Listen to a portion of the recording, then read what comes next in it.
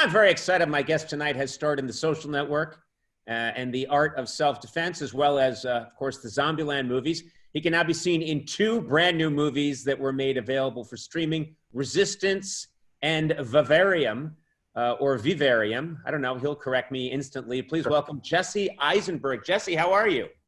Vivarium. Yeah, great. How are you? I'm doing pretty well. I'm not sure where you are. Where are you right now? What are you inside? It looks like you're in a bunker. Yeah, no, if only. No, it's I'm in Lawrence, Kansas.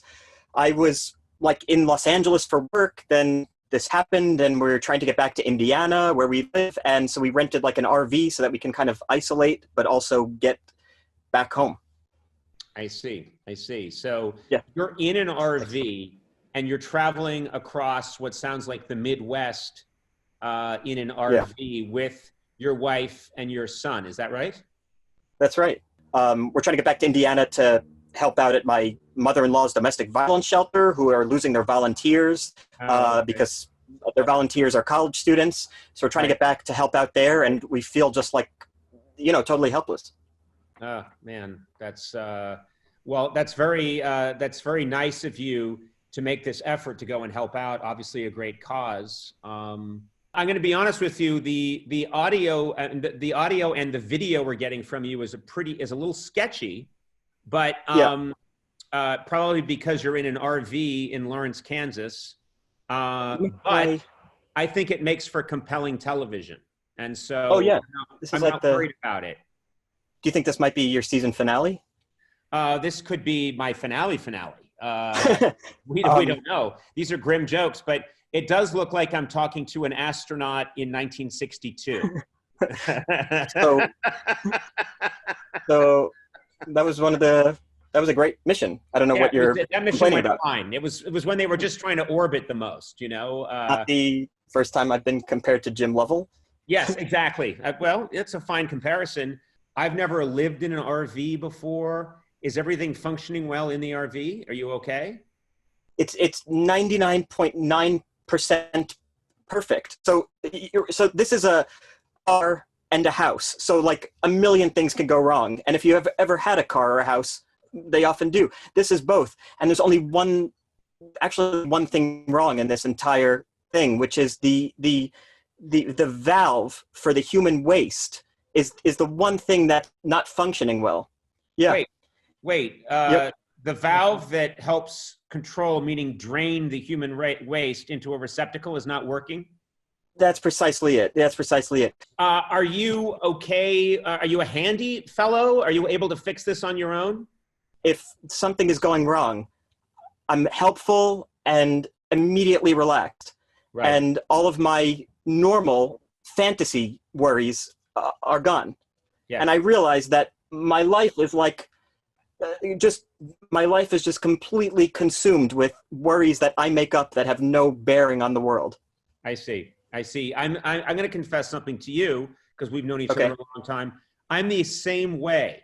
When everything's calm and placid, I'm anxious.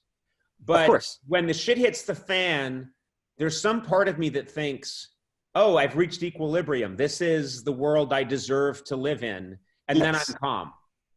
Yes, I think you gave the Freudian analysis of our issue, which is that we have so much self-criticism or hatred or whatever. When the world is going, we think, yes, this is exactly right. Jesse, a lot of people are stocking up or have tried to stock up on necessities. What have you tried to stock up on as best you can? We went to a gas station to buy paper towels, and there were 2 rolls, and I felt so guilty taking both. I just took one, and I came back into the RV, and my wife said, "What the hell are you doing? Get the other roll of paper towels." I said, "But what if somebody else needs them?" And she said, "No one's going to a gas station for paper towels." And I realized that's like a good adage to have in an otherwise chaotic time. So did you go back and buy the other roll? No, because I feel horrible. Good. So I'm using my dirty socks to stop up, puddles and stuff. Yeah. Well, I think that's noble that you decided not to take both rolls. Any indulgences that you've stocked up on? Yeah, I mean, I was trying to actually, before all happened, I was trying to gain weight for a movie, and I was eating a pint of Ben and Jerry's fudge brownie. And I was eating that every night. I'd microwave it for about 5 seconds. You can't see, but I just referenced where the microwave is. And I found wine at a gas station, so I ate it that night. I should have rationed, you know. Please explain to me, you microwave it for 5 seconds to get it just a little bit soft, right? It seems it's too much of a commitment to eat a full pint of frozen ice cream. But if it's soft, it just feels like, you know, chicken soup or something more normal to eat in that way. Curious, you have made these very well-known movies, these Zombieland movies, about surviving in a situation somewhat like the one we have now. We're not being chased by zombies, but we are, you know, battling an invisible foe. We're all trying to take care of ourselves. Did you learn anything? Have any of your Zombieland skills been useful at all to you during this pandemic? Yeah, no. It turns out it's just a funny movie. Yeah. It's just a funny movie and a late sequel. No, I mean, you know, the only thing, like, my character has Purell with him time, and I even, like, said a joke in the first movie about Purell. I don't even know if it was in the script. So if I made the joke, then I in some way enhanced that brand. And now I can't seem to find a Purell anywhere. Right. And that one rule that would have been helpful is now a practical impossibility. Yeah, there is no Purell. I bought expensive witch hazel the other night, which turns out is just, it just tones the skin. I thought, oh, this is alcohol I can use. No. Yeah, what do you mean you bought witch hazel? Why would you buy witch hazel? Who said to buy that? I was desperate. I had the pint of ice cream, and I thought I need some hand sanitizer. I couldn't find anything, so I just saw it. It was Thayer's brand witch hazel. I thought, okay, worst case scenario, I'll have better pores, and it turns out worst case scenarios come true. You have terrible skills for survival. Yes, I know that. My wife is coming into the RV. I'm on the Conan O'Brien show. He's put his hand in the poop dump. Oh God. We have what happened? Anyway, real life, folks. Sorry. Oh, sorry. My wife is Anna. My hand in what am I allowed to send this? Say whatever you want.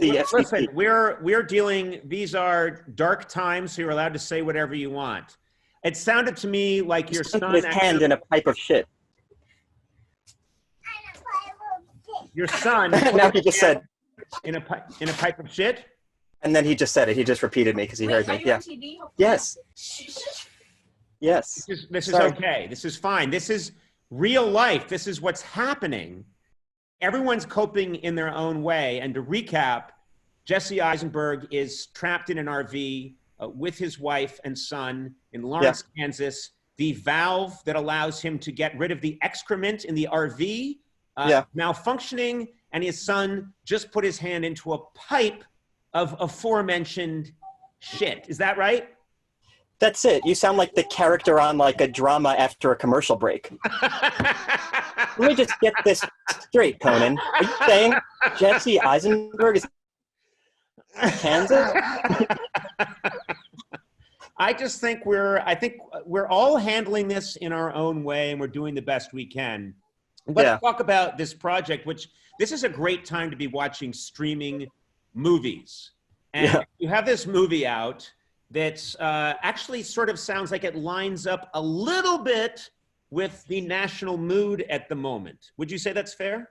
Yes. Yeah, I did this movie, Vivarium, about this kind of young couple that moves to the suburbs. It turns into this kind of hellscape where they can't get out of this world. They try to burn their house down. It reappears. They try to drive out, keep landing in front of the same house. I realize now in our discussions that no one's going to watch this movie as we discuss it. And, it's like kind of gets at the claustrophobia that we're experiencing now. But if you want more of that, the movie is an amazing kind of fever dream of a movie. Yeah. Terrible job promoting it by telling people that you won't want to see it. But actually, let me help save you in your plug for the movie, which is that yes, if you want to feel